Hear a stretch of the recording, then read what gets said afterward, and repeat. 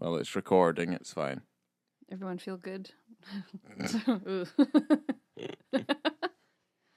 don't feel very good.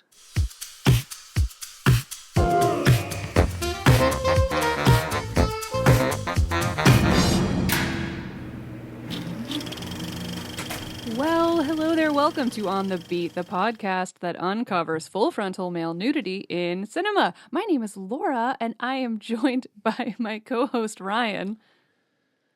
Hello. And we're also joined by our friend Josh from Uncomfortable Brunch. Hi there.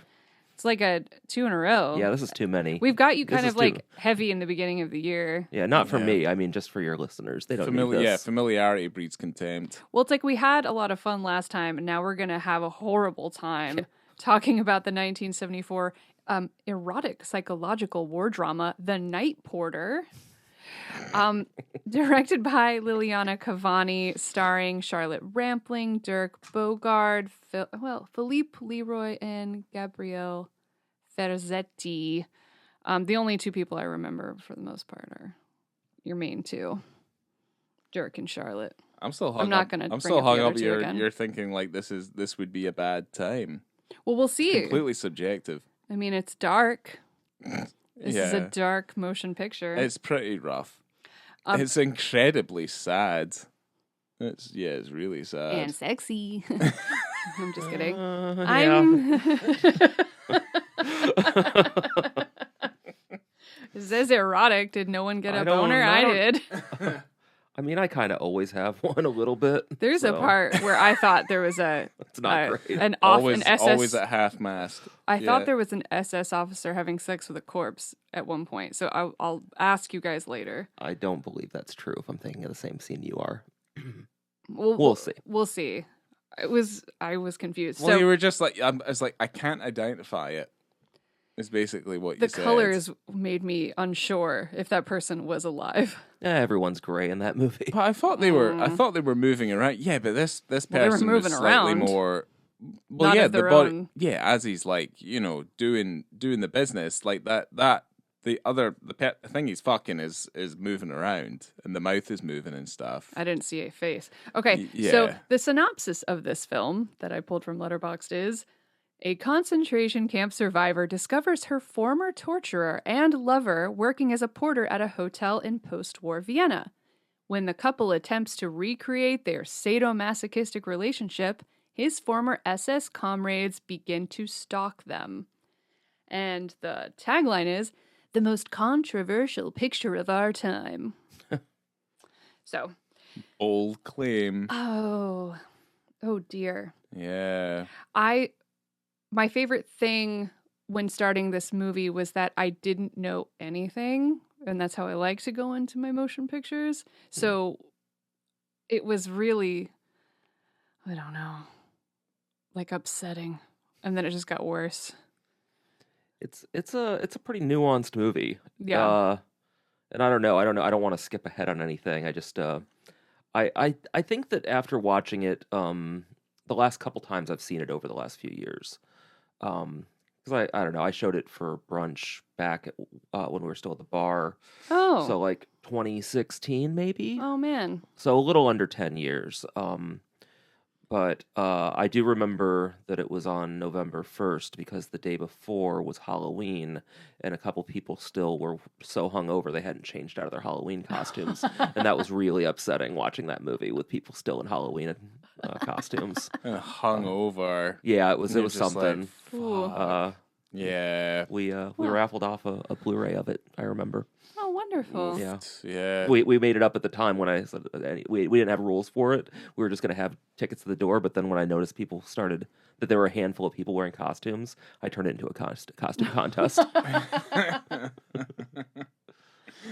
Well, Ryan, do you want to tell us about Liliana Cavani is an Italian film director and screenwriter, and she's also directed opera. That makes sense. Yeah, it does. It makes a ton of sense, actually. So in terms of her films, this is just the films as a director. So we have Francis of Assisi in 1966, Galileo in 1968. They were both made for TV. The Year of the Cannibals in 1969. The Guest, 1971. Remember that one recently with the guy who comes over and beats up those bullies at the school? Yes. Yeah. With Dan Stevens? Yes. That's not this one, though. Pretty sure it is. Oh, cool. Yeah, there's not two films with the same title. Impossible. So, Mila Ripa in 1973, The Night Porter in 1974, Beyond Good and Evil in 77, The Skin in 81, Francesco in 89, Where Are You? I'm Here, 1993, Ripley's Game, which we watched, the 2002 movie with John Malkovich.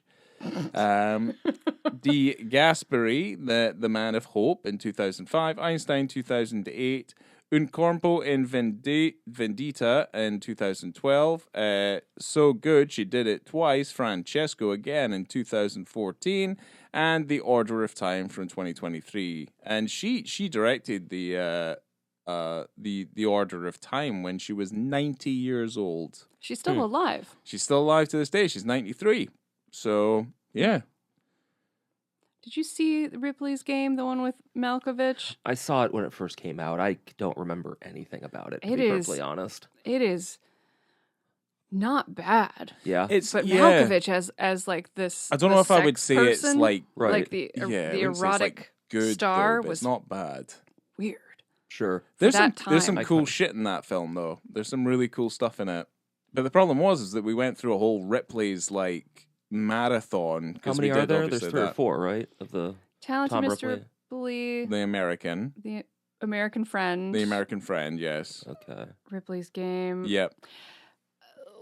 There's another There's a one. show as well with Moriarty Well, that's new. with the sexy Yeah. priest. That's slightly Oh, new. okay. Yeah, that's more new. From Oh shoot, what's his name? what'd you call it? The gay movie from the other year. Strangers.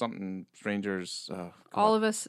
All of our yeah. strangers. Oh, all us strangers. Yes. Yeah, the guy in that. Yeah. Yeah. No, there's another movie that I think is not very well received. There's at least one other movie that hasn't been very well received. But yeah, we did The Talented Mr. Ripley. That movie's good. That is a good Andrew movie. Scott. Andrew Scott, yeah. Andrew Scott. Okay. There we go.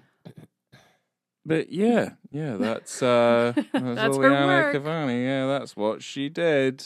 Well, with a story like this, it seems so incredibly fleshed out that I was sure that this was just based on like a novel or someone's book, but it's not. Mm-hmm.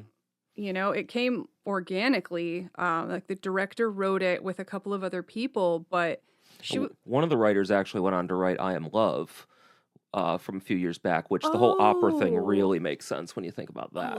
I almost bought that the other day at Viper Video in Tampa. Hmm. And then I ended up picking up The Boy Next Door instead. Same thing, really. Oh no.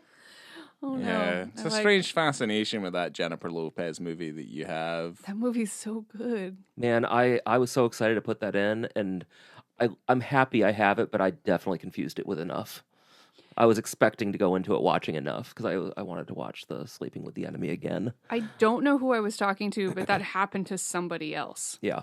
And they're not even that similar. No. They're not at all. There's no reason to conflate the two. They're like a decade apart, too. Well, I think you two are repeating the same conversation we had when we drove to Tampa, though. I think that's where it came from. Because then I started talking No, someone about. else did it too, I swear. Well, I started talking about Michael Apted. No, you know what? It might have been Thai or something. Yeah. But then I was saying things like I was just saying Michael Apted, and I was Man like About Town like Gorillas in the Thai. Mist, and it was almost as if I was talking into an echo chamber.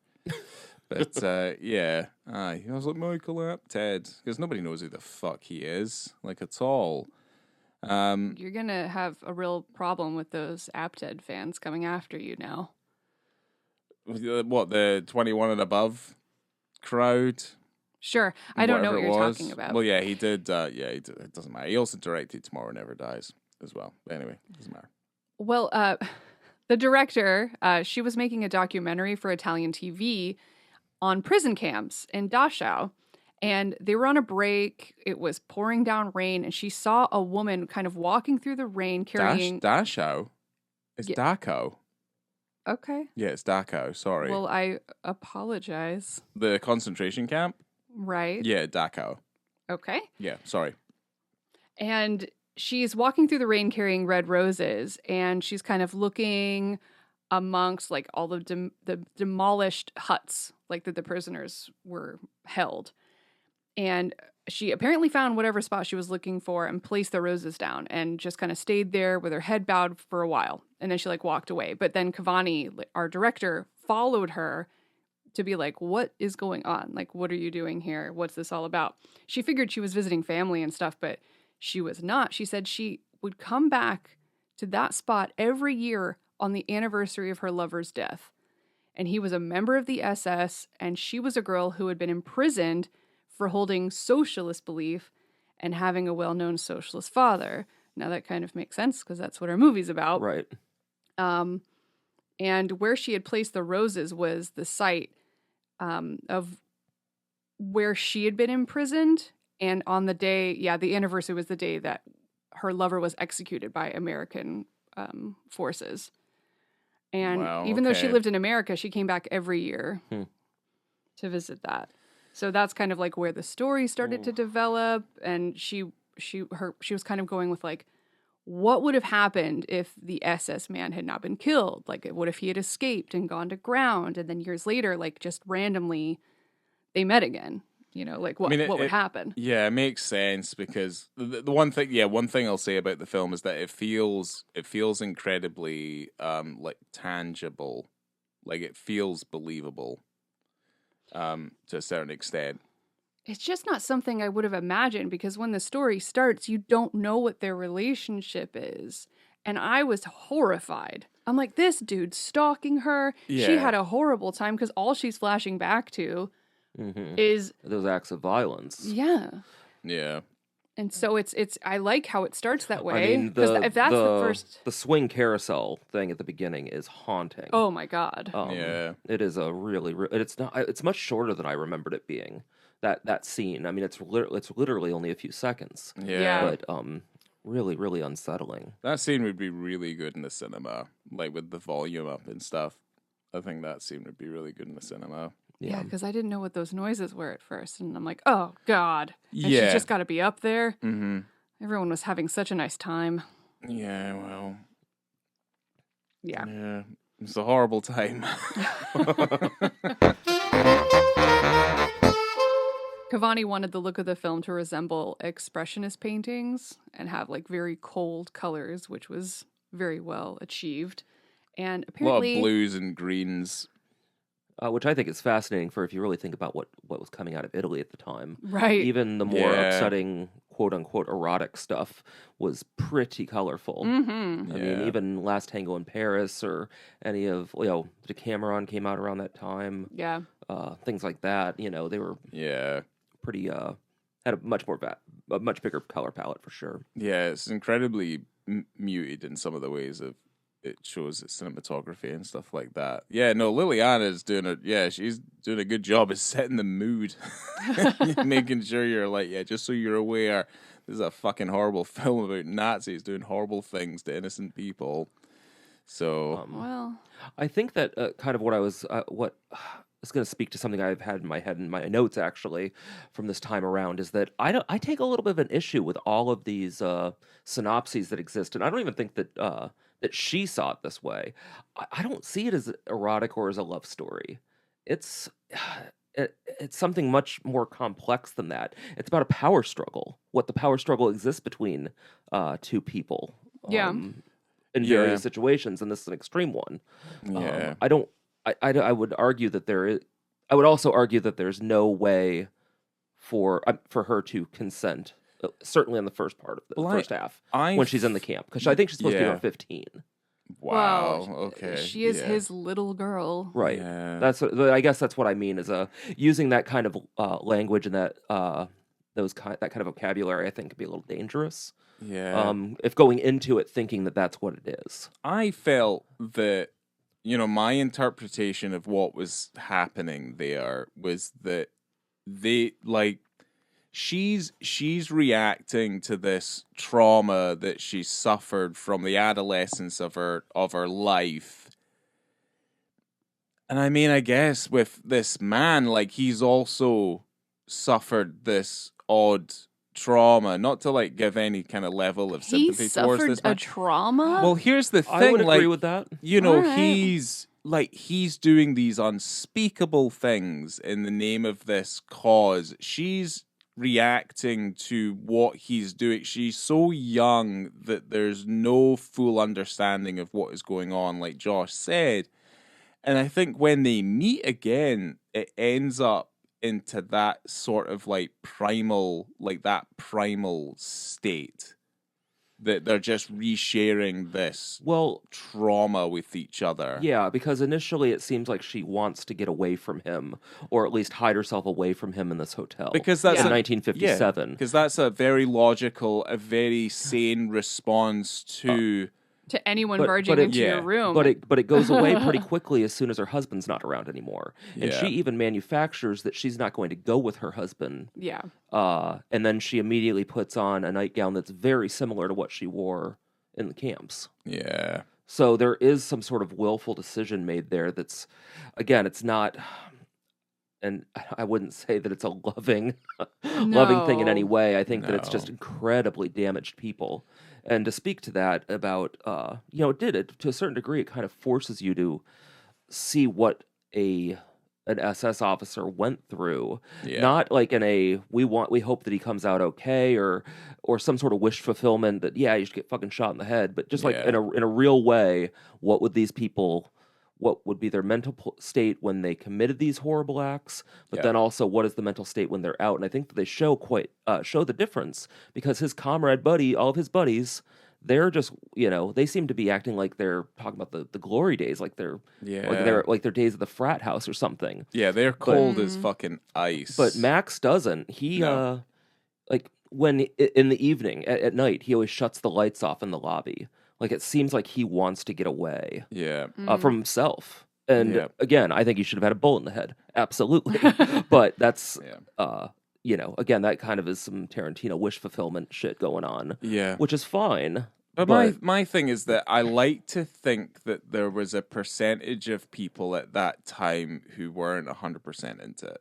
Like, there has to be a humanistic element that's in there. And this is something that I kind of weirdly respected from, I guess, like the depiction of this character. Because it's like, it's very easy to kind of just, the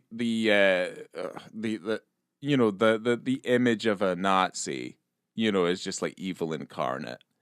And here they kind of, but I don't think it worked too well in Downfall, where they kind of were like, well, yeah, that's Hitler. Isn't he Right. sympathetic? It's like weird. But with this, it was like, yeah, because he was, from what we can assume, he's forced into doing something like this. And I like the idea that he was not 100% behind wanting to do that. Even for what it was. when he and his buddies are talking about the potential trials that would be coming up, he does a sort of a half-ass seek hell deal, Yeah. and then they all do it with him, and the look he gives them is almost like, I was fucking joking, guys, like what the fuck. They kind of had that attitude. And again, I don't find Max to be a redeemable character, No. but I do think that he is a human one that just did very, very horrible things and is probably a Yeah. pretty bad person ultimately. If our actions dictate what kind of person we are, then yeah, he's a pretty bad person. One person was working more out of self-preservation than the other. For sure. I think that also you have to take into account that she was so young when this abuse started, which, in the camps, that in all likelihood could have been her first sexual experience. Oh, right. Yeah. And Yeah. so she probably saw him, and he did nice things for her. I mean, shit, he kept her alive. Right. And I'm sure that there was some sort of obligation she felt, consciously or subconsciously, that she owed him something. It's pretty fucked. But I could see the victim mentality being able, that being the case. Didn't he also just murder and cut the head off of that dude that was bullying her? Yes. What was that? I'm trying to remember. It was like, Again, like he's not redeemable. We're just saying that he holds slightly more humanist traits. am I going to say her that you would name wrong? expect. Is it like, it's not Salome, is it? I think it is. Is it Salome? Yeah. Okay. Yeah, it was like that. Okay. legend where they Right. cut off the head of Mm-hmm. whatever. And I think I don't this remember this things. does it walks the line of, I mean, Nazi exploitation. It's got enough art house appeal and frankly talent behind it, but there are moments that aren't that different than some really gross Nazi exploitation films I've seen. Yeah. I don't think that it really falls in that category. But actually, speaking again about what was Bertolucci and these guys doing at the time, it may have emboldened her, Liliana. I mean, but to make it a little quote unquote sexier. Or maybe she felt a little bit of pressure to do it. Who knows? She claims up and down that the whole suspenders scene is not meant to be sexy. And I think she knew what she was doing shooting that scene. Because it's actually upsetting how it is shot to be pretty sexy. Yeah. You And the know? thing is, it's also part of the main parts of the marketing material. It's Sure. like that one image. Like that's the catching image that got me to pick up this film and stuff. So I watched an interview with her, and it was like about 10 years ago, and she'd said that originally the suspenders weren't involved, and then they added the suspenders in, and she said it like gave the breasts like power, adding the Yeah. suspenders. But she said it was like weirdly sexy. Like she didn't Okay. expect it to be, but like adding the suspenders Okay. like made it sexier than she Well, thought. that's okay. I've I mean, that only kinda I'm makes referencing sense. much older accounts. I guess she had a different So, opinion now. I'm wondering. She I also don't know. said it was weird because Charlotte Rampling, like at the time, and probably still does, like has smaller breasts, Right. and like how, like that's not typically something that's like so erotic, but like it works so well, Right. like her body and like that whole, like the costuming and everything works. yeah, I Right. do think remove the think Nazis and it's- rape, and that scene would be fucking hot. It's so Yeah, without Hot- everything that precedes it, that is definitely a very obvious, like It's one of the coolest exact observation. looking parts. Oh, It is- absolutely. yeah, Like that's iconic. And then it's that so dude who fucking dances. weird. Yeah. It reminds me of like the a scene thong. out of like a Takeshi Miike movie, like all that green stuff, and you're just like, what the fuck is this? The fuck is going on? Yeah, maybe the color is stopping the boners. Yeah, You know? maybe. But like, Maybe. yeah, maybe. I mean, yeah, I don't know. I mean, I think she knows exactly what she's doing with this, though. And there is probably that's where you could probably draw the most amount of eroticism out of the movie, I suppose. Yeah, It's just I that get- one and- moment. And I guess that I think is the defining moment in it where I would say that this is so close to the line of exploitation. Yeah, And, I've seen plenty of Nazi exploitation films that aren't bad. Yeah. But they're mean. I mean, this is a mean movie, but not in the same way. yeah. Those films are designed to tap into a taboo that you're going to find erotic, where this I don't think is that. Yeah. There's just a lot more of the human examination in this that's like incredibly deep, which I don't think you see in any other kind of examples of Right. Of fascism, like in its in its darkest time. So it's like, and it also kind of puts you in a position where it's just kind of like, why am I interested in what this man's doing now when he's done something so fucking horrific?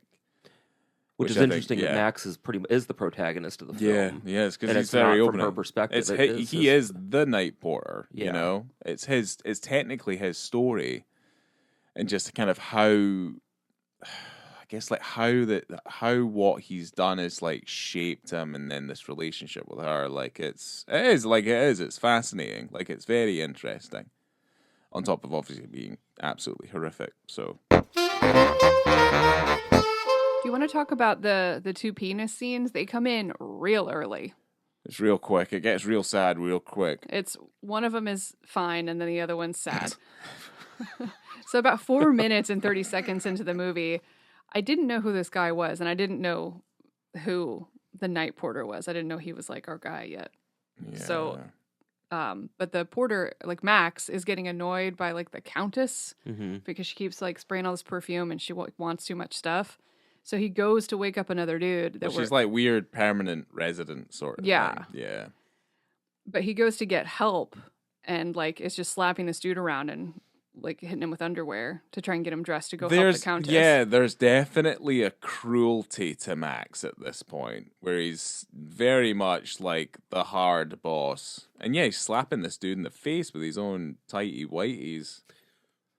It's That's like, true. yeah, and they're definitely not like 100% clean. Oh, come on. They're not clean. I didn't examine them hard enough. I did. Yeah, They weren't clean. No, they they don't were look not. clean. No, they're not Frame clean. by frame on that Blu-ray. Yeah, God. detail. Oh yeah, yeah. No, Okay. they don't. Yeah, I don't know. Well, I'll let you know when I get the 4K. nice. Street marks. Crystal clear street yeah, marks. crystal clear street marks. Okay, well, anyway, this guy puts on his underwear. Yeah, And that's it's like a very casual Yeah, man getting dressed in front of his boss. yeah, type because of a they're just thing. I having. assume it was his boss, yeah, right? it was, yeah. Ugh. Well, they're having a fairly heated exchange about how he just wants to sleep and stuff, and he's had enough of it. So Yeah. Well, there you go. You see that guy's penis. you do. Okay, so the next one is about 11 minutes and 50 seconds, and this one is just like you're kind of expecting to see it earlier because Lucia keeps flashing back to this really, really horrible, like unimaginable, horrible moment where she's like in that room with all of those other people, and they're all undressed. I think they're only just wearing the other shoes. prisoners. All the Yeah. prisoners. Yeah. Where they're getting like checked in by the SS officers. hmm And it's yeah. Yeah, Max comes in with the camera, the 8mm camera. I don't know if it was 8 or 16. I think it was an 8mm camera. Yeah, that I stuff wrote always down bothered about the me. camera. It's an Yeah. Ariflex camera, which was invented by the Germans, and then that's the kind of camera that they used to film the war because they were like Mhm. filming everything, Yeah. even to their own Yeah. detriment. They were filming Yeah, they everything. were. But that's the type of camera they Well, they used. thought they were gonna fucking win. Yeah. Man, but yeah, that Yeah. that was. I think that's an interesting way of like showing that part as well, and those Yeah. different parts of the movie. It's is just, him- it's super fucking disturbing. It's just Very. incredibly because again, disturbing. you don't know what their relationship is at this point, and It's you're like just in Peeping this, Tom. Like Peeping Tom has that very similar. It's just like, oh my god, this is just rough. He just keeps getting in her face. Yeah, no, it's rough. Ugh. Yeah, that particular scene I feel like intentionally lacks some of the style too that the rest of the film has. Yeah. Where it's just so cold and it just Well, it's kind of it- more documentary, like yeah, it like that- at forces you least to look that- down the barrel of exactly what is Yeah. happening Yeah. here. And not just she's- yeah. physically, but emotionally. Well, I mean, Liliana was known for making like historic documentaries when she first started. She did Right. a lot of documentaries for TV. So, Mhm. yeah, no, it feels so incredibly stark, which I think also adds to the fact of like the horrifying nature of it all. I didn't have any information on how long like the production schedule was, but I thought they did really like such an incredible job with how Charlotte Rampling is portrayed, how she looks. Yeah. Because when you see her in those flashbacks, she is so thin, and it's just I don't know, she just does such a great job with like her body language, hmm and she looks so young, and then in like whatever the present day 1957 is, she just looks Yeah. so much more mature. I don't know if it's the hair.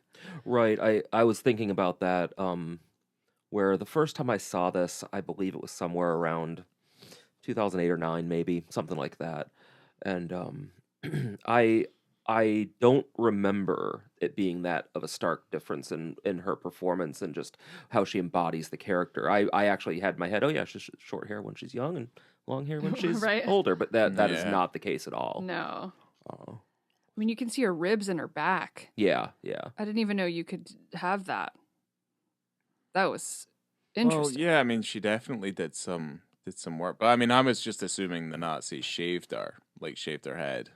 That's what I thought happened. That's why No. she had short hair. But Yeah. Well, I Yes, think it was no, just she I just had- meant as a storytelling tool to know when it's a flashback or not. oh, Even right. before that, Yeah. Ryan, she Yeah. had a bob. That's very logical. And then, of course, they shaved her head, Yeah. which I was some sort of yeah, wig. and then she has long hair where she's older. Especially Like, how the flashbacks just come in and out with not a lot of warning, I Yeah. guess. yeah, So- they just kind of flash in. She does, she does it. Like Liliana does a good job of making sure they're introduced correctly with the right amount of like intent behind them, because it does feel kind of like it's very jarring. And then obviously you get into the scenes and you're just like, holy fucking Christ. Mm-hmm.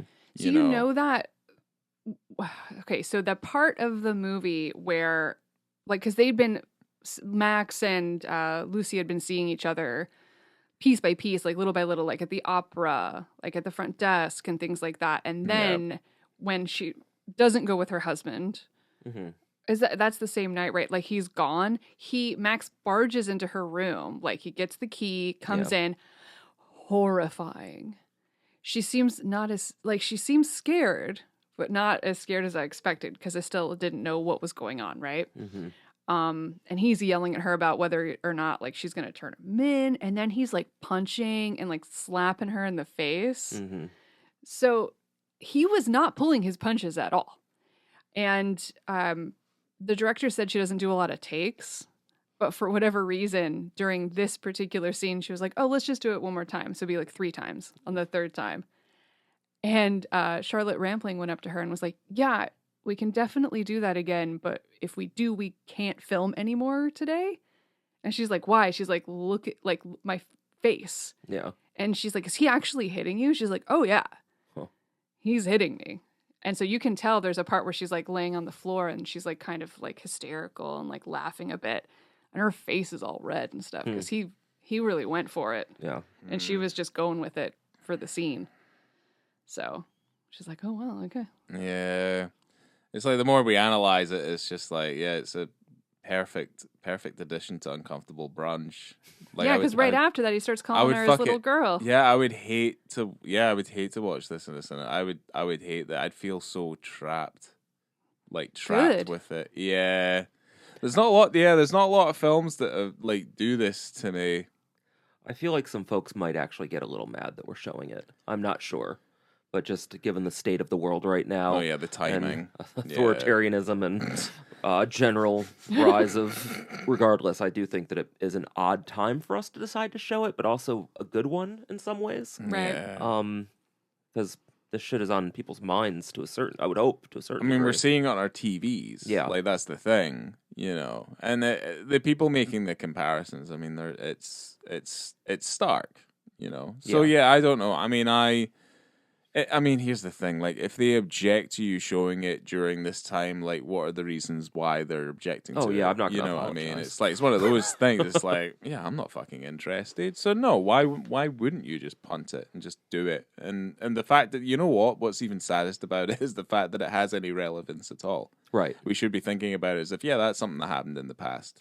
I would be a liar, though, if I said that I would be as keen to show this right now if it were directed by a man. I will admit that. Even if it was the exact same movie, I would probably have some more reservations. Huh, yeah. But I think it makes it a different movie. Yeah. Even if it's the same, it just makes it different.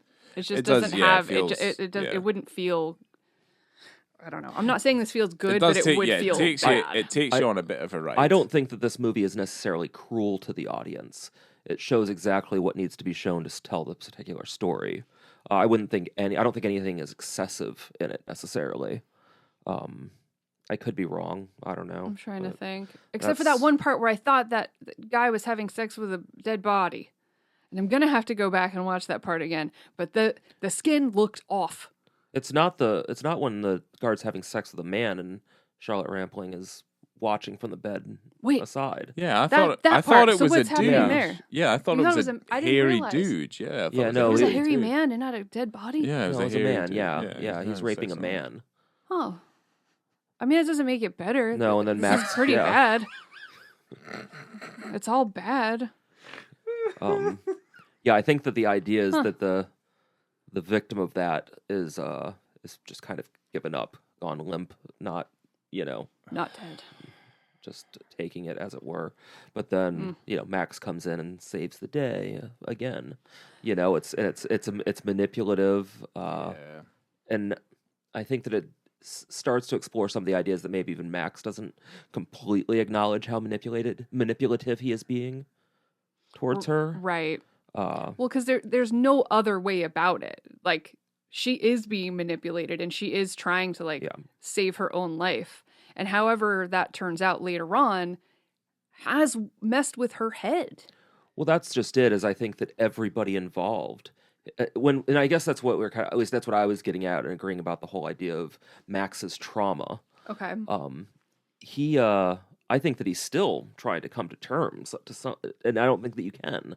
I don't think it's possible to come to terms to committing those kind of atrocities. No. So I mean, Max would probably be better off if he just killed himself, not for the rest of the world, for himself. That's because he'll never escape it. And good. No. I mean, I'm good a little bit, but yeah. Yeah. No. But I do think that Fucked up. insinuates that there is some sort of empathy, human empathy within him. He didn't have to save her in that moment. Yeah. And that's not to say that even the motives were totally pure or good. Right. Yeah. So why, what are the reasons that he's saving her? But he's not saving her to get laid because he can do whatever the fuck he wants. I think that on some level he does have some sort of connection to her, an emotional connection that he values, just because of what it makes him. I don't know. I don't know how to articulate it very well, I guess. But I want to make it very clear. I am not in Max's corner here. No. At all. Well, it's like, it also feels kind of scuzzy because, you're like, it's the mildly sympathetic Nazi, like on the infantile level. I still don't see him that way. I mean, he still No, locks her but up you're later on. You know, the story is kind of like, it's trying very hard to give you like this kind of weird like balancing act with this guy, Well, yeah, it's hard. it forces you down a particular path, which does make you kind of question. You're like, oh my god, It's almost like this is the opposite of something like Schindler's List. yeah, I mean, leave it to Spielberg to make a Holocaust movie with a happy ending. of course. But Oh my god, the director literally said that like no matter what, there's no way that a movie of this time can have a happy ending. It's Right. impossible. yeah, I mean, he also made a movie about the Holocaust that the main character is a Nazi who saves people. yeah. So, yay, Oscar. Whatever. I'm not a fan of that movie. I guess that because there are no three-dimensional characters in those kind of story, those versions of the Holocaust. Right. There is no humanity where I think that just amplifies the evil. Is that it's a human being doing this to another human being, not a monster doing it to another human being. It almost lets them off the hook by just saying, "Oh, well, they're evil." Like, that's like that's almost like, well, then they don't have a choice. That's how they are. That's what they do, and I don't quite see it like that. Yeah. Wow. Well, that's the thing. Like exposing their weakness is what makes them doesn't make them immortal. It's Right. like it kind of the big scary isn't usually that that big. But that's what I was trying to say earlier, is that he still locks her up in that hotel room and like in a way to like try to save her, right? Mm-hmm. I mean, I guess there's other ways that could have gone. Well, I love the fact that this film makes you do that though. Like Makes kind you of really lock you up like and it eat kind of just broken like, jar of jelly. Oh, you're just like, what the fuck? It's just like I'm glad the film does this though. Because Sure. You're not going to see it anywhere else. No, and I'm glad Until that's Ron and I what it remake does. it. Yeah, with an all puppet cast. Muppets the Night Porter. Yeah, that's not bad actually. Fucking Like horrible. What? Oh my god. Who would the Night Porter be? Like Fozzie Bear? Oh, Kermit, obviously. I don't know. I don't think so. Gonzo. Jesus. Yeah, Gonzo. Gonzo would never. No. That's why I think that Kermit and Miss Piggy playing these characters. It makes sense. They're acting. They're not playing themselves. That's very true, and it might just make it slightly less traumatic. I think it would make it more traumatic. 'Cause it's still all happening shot for shot, including the anatomy of the puppets. Like Miss Peggy. Imagine Miss Piggy in that with room. the braces. I am. Yeah. Oh, dear. I mean, we had to make it funny somehow, and the just took 40 only way you minutes. do that is with the puppets. Really. It's just the puppets. There was other people that were considered for the role of Lucia. It was mostly between Mia Farrow and Charlotte Rampling.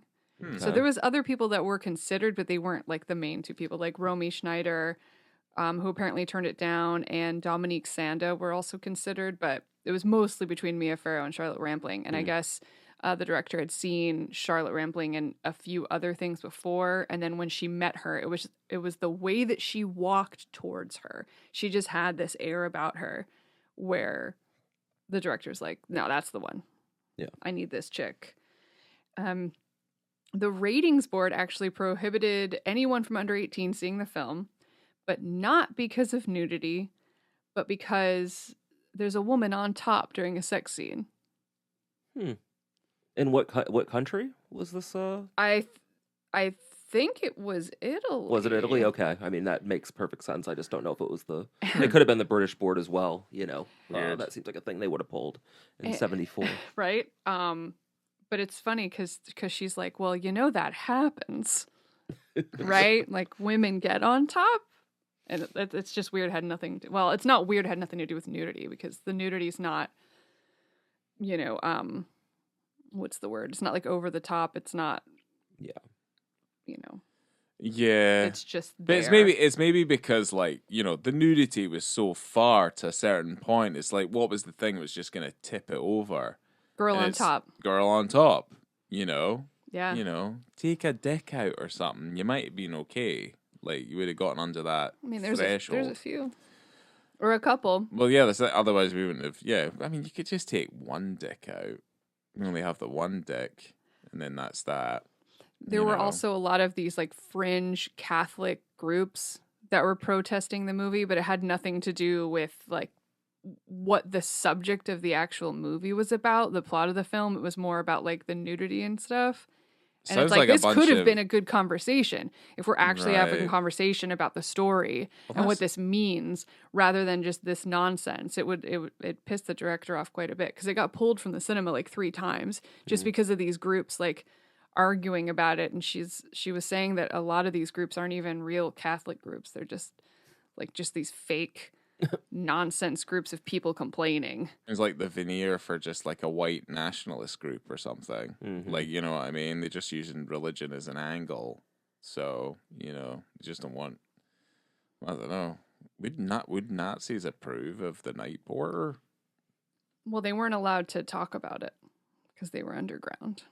Well, that's true. They could talk about it now. Yeah. They could. Because they're not underground. Well, hopefully they're dead. They're very overground. Yeah, Nazis these days, they're loud and proud. Pretty old. They are. Oh, I don't mean Nazis at the time. I mean just Nazis in general. People who subscribe to the Nazi ideology. Yeah, they're pretty outspoken. I don't think... Like, when you give them a platform... I don't think most of those guys are smart enough to watch Night Porter. Also, Roger Ebert called this film despicable. Quote. I have no other words on that. Jesus.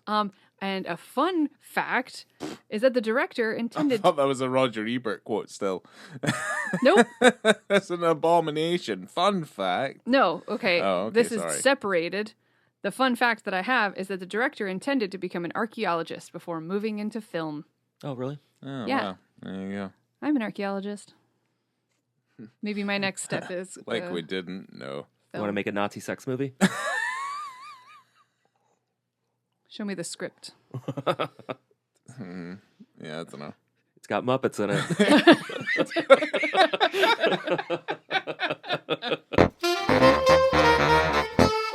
Well, as the guest, I'm going to let you go first, Josh. So we're going to go around and do our ratings in terms of visibility and context. You can split them up 0 to 5. I mean, I don't even know how to rate that because the first scene is just a guy getting dressed. So, sure, it fit within the context of the scene. Yeah, I do think we have to separate them. Yeah. Go ahead. Yeah, yeah, I don't know. I nothing it. So I would say 5, sure, because I don't necessarily think that anything would have been lost if it weren't there, but I don't particularly care that it is. So, yeah, and then I think that it was extremely appropriate the way it was used. in the load-in scene, Yes. as it were. I think that I mean, yeah. Sorry, I don't really. No, that's okay. Really having to deconstruct that scene makes me feel icky. But yeah, Yeah. I think that it's extremely appropriate the way that it's done. It's handled in a effective way. Right, okay. Yeah. Effective way. So yeah. Okay, and let's just get your movie rating while you're at it. Oh, okay. This time around, I think it's closer to 4 for me these days. I always had it listed as a 4.5. I would say 4. Okay. That's where I would land on it. How about you, Ryan? I kind of echo the same sentiments of Josh. I do, because the two scenes, like, contextually are both like 5 stars, but obviously in their own way. The first scene is what it is. It's innocuous, because it's like, well, it makes sense. He's getting dressed. And the thing that kind of ties them together is like the innocuous nature of it, because it's not in either scenario that is presented there. It's kind of just like, well, yeah, of course I would expect to see it if that's what's happening. Like, that makes sense. Which Right. is why obviously the herding scene, it's like, well, they're all naked. It's like, okay, well, this does actually make sense. It's just a shame that, like, it's absolutely fucking horrible, so cold and so clinical and just kind of, so robotic and so inhuman. It's just kind of, but like it fits contextually because it makes sense for what it is. But I do both see the kind of those moments as very innocuous, because it just kind of, it's very, to me, I don't know, it's just very strange. In terms of the film, it's I know we've analyzed it to death, and we've all come away from it with our own kind of feeling, like our sensibility, and the one thing we share is just kind of how horrible and horrific this whole thing is, and how it's kind of feels like it's changed us all. But for that reason, like I always gave the film like a 3.5.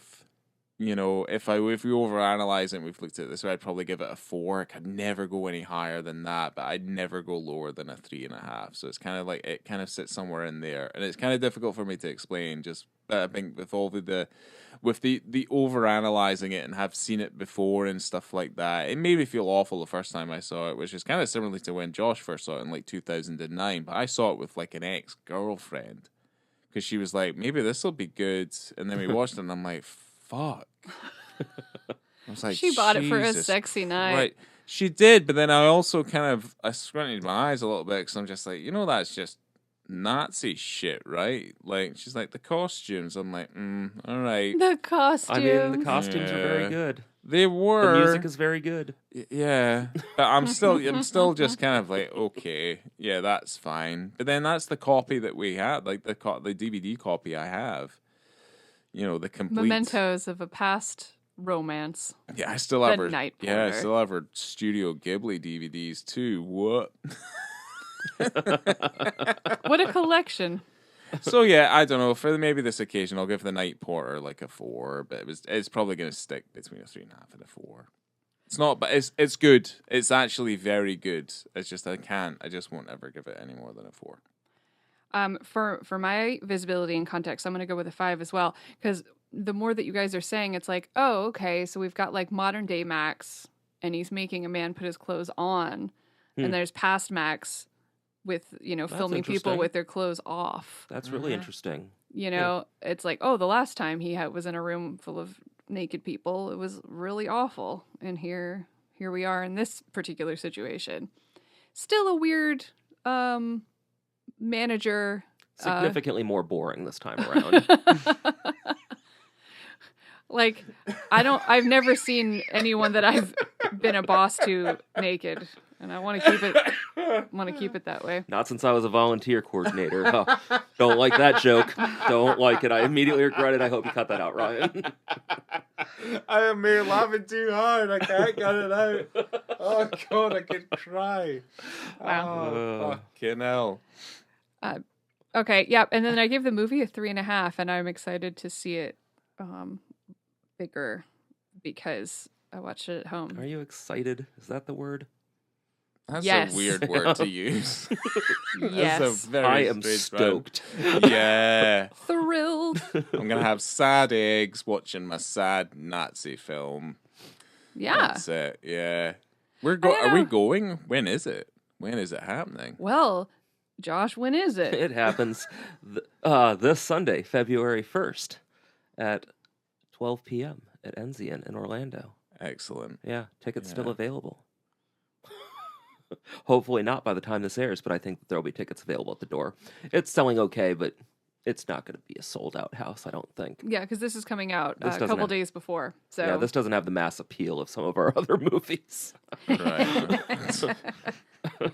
But I think that's kind of the fun thing is when you do something a little bit different. I mean, I don't think this is different from what you would No, I don't show. really think so. No. I mean, we've You shown know? it. Well, you know, Exactly. Yeah. We've shown it. I think that I feel a little more comfortable that we're in a proper cinema the last 6 years. That I feel like we've earned the trust of the audience to show something like this now, where I maybe wouldn't have 5 years ago. Right. I feel like this Yeah. is the kind of It's a turn strange an sense of, audience like, off kind of yeah. movie that, Yeah. Legitimacy. Just, doing something like that. yeah. Yeah, and it'll be a good room full of people. So I think that. Oh, this is gonna be awful. It's gonna be an awful. It's gonna be real 'cause there's, quiet. There's not. Yeah, there's not any Yeah. parts that you would even give a Ugh, little bit. No, there's nothing funny about it, mean, man. It's so fucking brutal. We'll see. We'll see what's funny Where- this time around. God almighty. You never know. Yeah. Well, thanks for joining us, Josh, again, and I'm course. sure we'll have you again soon because I mean, you're showing. I'm showing Nymphomaniac in a few weeks. You're so showing a let's- lot of dick flicks, and that was kind of the thing. You got to come talk about them Yeah. if you put Yeah. them on the screen. So, make sure to follow us on. We're on Instagram, and we have a website on the beat, BiTTE.com. Yep. Instagram is @onthebeat. Where else are we? YouTube. YouTube, On the Beat. We're on Letterboxd, not at On the Beat. I don't have one for that. Should I? No. Anyway, but you can follow us there too. Thanks for being here, and we'll catch you next time coming to you from a barricaded hotel room. Ugh. I have been Laura. Sad Ryan. Oh, I'm happy, Josh. Here we go. Yeah.